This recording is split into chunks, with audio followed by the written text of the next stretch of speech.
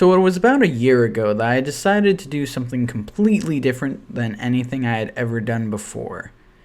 I was going to review fucking children's books. So I pulled out a book that contained the first 3 books of Goosebumps. I was like, okay, yeah, let's do this. It's Halloween time. I usually do something around this time. Let's just, make some Goosebumps reviews to fill out the time. So I read the first 3 books, and I made 3 things. And initially, I was going to release all 3 episodes together and try and get the series done by the end of the month. That didn't happen.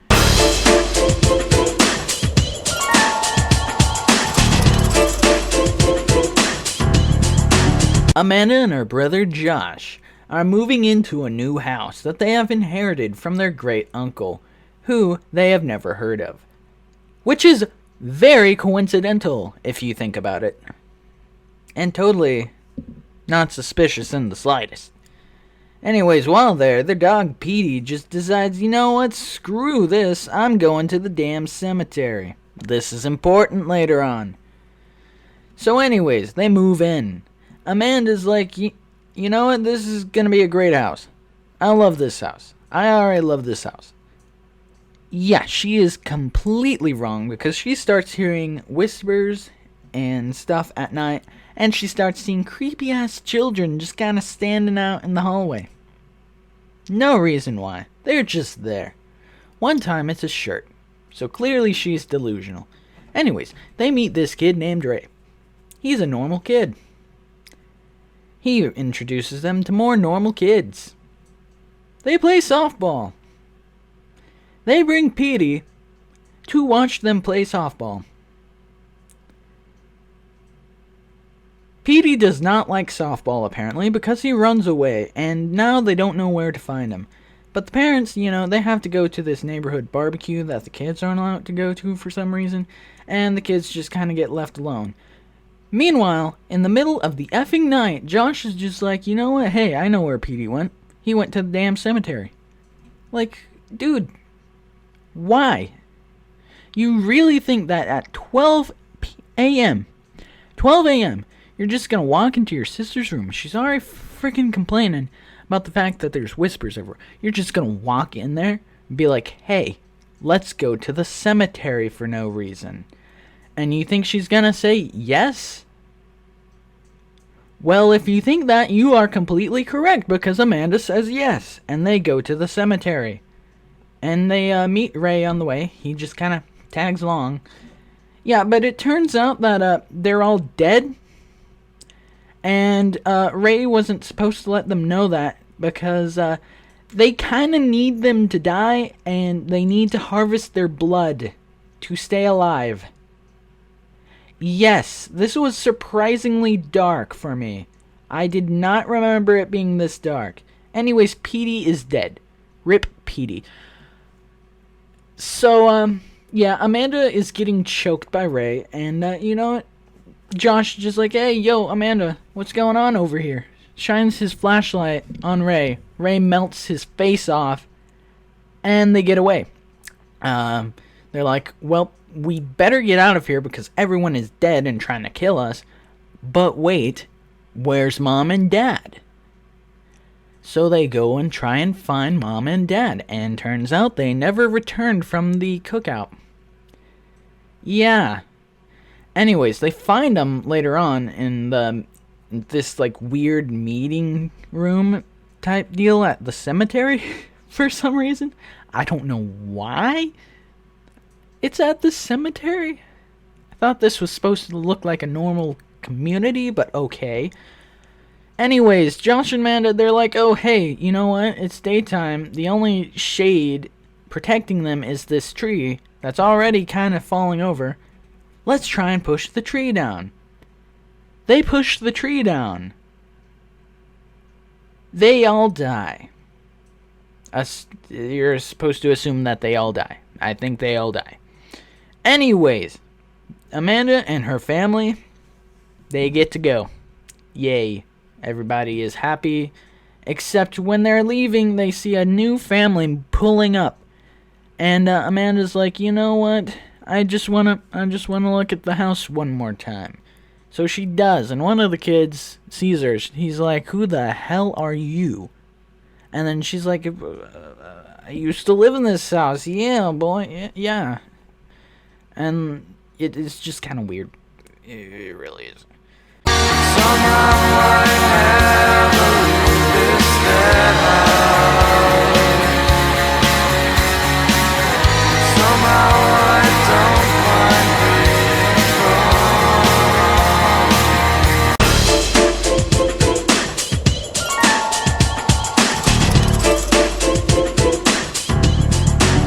So the story begins with Casey, this little jackass, playing, I think it was Frisbee, and he's like, yo, Dadarino, let's play some Frisbee, boy.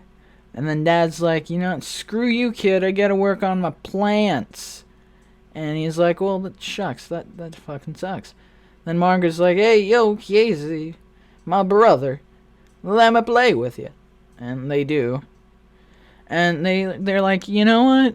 Dad's been acting really, really weird since he lost his job. He's like always in the basement, and he's never paying attention. He doesn't even call me by my name. Anyways, yeah, they're not too happy about Dad's hobby of going in the basement alone with plants. I would be a little concerned as well. Anyways, their mom has to go to some place. I don't even remember where it was, but their mom's got to go to a place because their aunt is sick and she's got to go take care of her for some reason. I don't know why she's the one that has to do it, but she is. She gets to go to that place. They're stuck at home with Dad, which doesn't sound bad in the slightest. But turns out it's bad in the mostest. That is an awful phrasing. Anyways, turns out their dad has been doing weird stuff with the plants. They try to go down in the basement. They do go down in the basement. And the basement, turns out, is full of plants. Who would have guessed? Anyways, so turns out these aren't your average plants. They are anaplants. They're animal plant hybrids. And so Casey takes off his shirt because it's hot and has to go back down there to get his shirt. They get caught in the basement. Who saw that coming? And their dad is just like, you know what, hey, don't go in the basement, please. And they're like, sure, Dad, we won't go in the basement. Yeah, then they go back in the basement. And they get caught again. And Dad is like, stop going in the basement. So then they're like, you know what? If we can't go in the basement, we'll just go to our friend's house. And they do. And then when they come home, Casey's just like, hey, yo, Dad, catch. And the dad does not catch. And his hat falls off. And oh my God, he has plants on his head. Wow, that is spooky. So spooky. And so they're like, Dad, why do you have leaves on your head? And he's like, I don't know. Actually, he does know. He says that it's stupid, non-scientific stuff. I cut my hand and it fused with the plants, obviously. I wish I was making that up, but that's the literal excuse. Anyways, he once again tells them, don't go in the basement, and then goes to the basement. But then one night, Margaret oversees. Margaret sees her father in the bathroom, looking at a cut hand. And here's the kicker. He doesn't bleed red, he bleeds green! Spooky! So spooky! Oh my gosh! So she's freaked out for some reason. She's like, you know, this isn't natural. kind of scared right now. Kind of just a little terrified. And then just sees her dad eating plant food, doing all this stuff. Anyways, their mom is coming home. They go back in the basement for some reason. And they find their dad just kind of tied up. And so they're like, hey, yo, Dad, you want free? And he's like, yes, please. And they free him. And he's like, dude that you've been living with is actually a plant clone? And they're like, what? This makes exactly 0 sense. And he's like, yeah, I know. It doesn't. Anyways, Plant Dad comes back. He's like, yo, whoa, why'd you set him free? That's the plant clone. And they're like, and then he's like, no, I'm not the plant clone. You're the plant clone. And then they're like, oh shit, what do we do? And then one of them's like, hey, yo, princess. And then she's like, oh, I know what to do. I'll grab a knife, stab the one that called me princess, and see if he bleeds red. He does. Spoiler alert. And the dude, she gives him the axe, chops the Plant Dad in half. And the Plant Dad is dead. And Dad just kind of, burns all of the plants, except for a couple, which he plants in the backyard. Later on, Margaret goes outside, and one of the plants, they're just like, hey, yo, I'm your real dad. I'm your real dad. Not a very good twist ending, gotta say. I don't want to be copyright struck, so this is what you get instead of the real song. Something. Sorry about that. Something rock and roll. Something basement. Something basement. Something.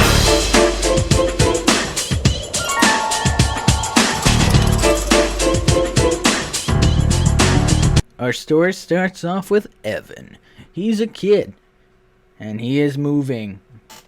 But he doesn't want to move. Actually, he very much wants to move, but he can't go with his parents to pick out a house. And he very much does want to do that.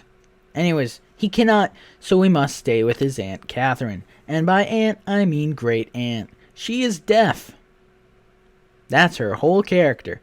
Anyways, so he's friggin' bored.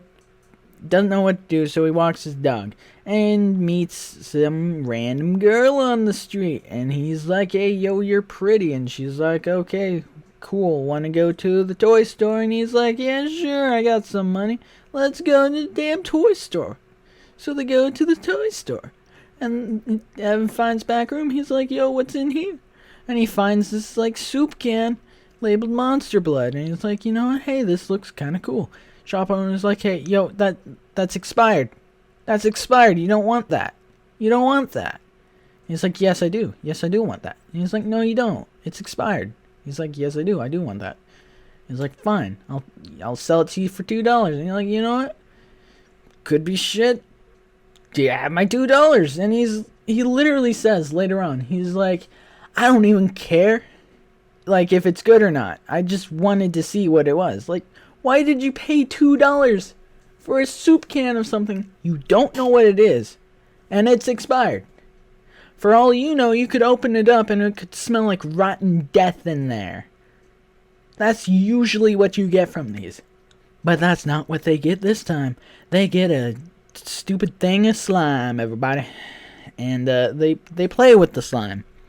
And they're like, oh, it leaves stains, so we better go play with slime outside. That's always a great option. And the dog eats it. There's a dog, and he eats it. Yeah. Anyways, they're like, okay, well, let's not play with it anymore. And, yeah, they don't. So, the next day, Evan's like, hey, yo, that Monster Blood there seems a little higher than it used to be.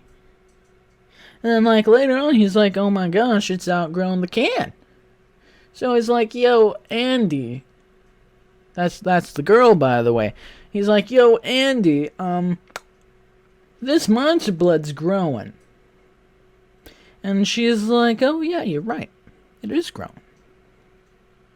So he puts it in, like, I think it's a coffee can? He puts it in a coffee can. And it outgrows the coffee can. So he puts it in something else. A bucket, I think. It outgrows the bucket, so he gives some to Andy. She takes it. He pours it in a bathtub. It outgrows the bathtub. Then he somehow manages to get it from the bathtub into a trash can, and they're gonna go return it, but oh noes, the toy store is closed by plot convenience. Anyways, they're like, wait, what are we gonna do now? And then Evan's like, you know what, screw it, let's just take it back to Aunt Catherine's house, throw it in the trash, and forget about it. And Anne's like, you know what, that's kind of a dick move, Evan, but sure, let's go for it. And so they do it. And then he finds out, oh hey, I'm gonna get picked up today, nice. And so he goes to get his dog, but his dog is effing huge because he ate the monster blood. And so he's like, oh shit, I best go catch that doggo. But he knocks down the trash can, and oh noes, the monster blood, it got out. Spooky indeed. So now the monster blood's just trying to kill him and eat him. Wonderful. But it's like, oh, you know what? Screw the kids. I'm going for the great aunt. And it goes inside the house. Yeah. And so they go inside the house. They're like, no, he's gonna eat my great aunt that I don't like. But then, the cat. There's a cat, by the way. I forgot to mention this. But there's a cat. The cat's name is Sarabeth. It turns into a woman. And Sarabeth's like, hey, yo, I'm the one that cursed it, actually. How you doing? I wanted you dead. I'm gonna get you dead. Step into monster blood, please. But, nope. Trigger just kind of comes in. That's the dog, by the way.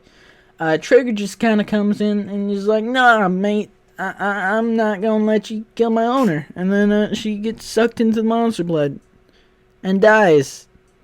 And the monster blood goes away. The end.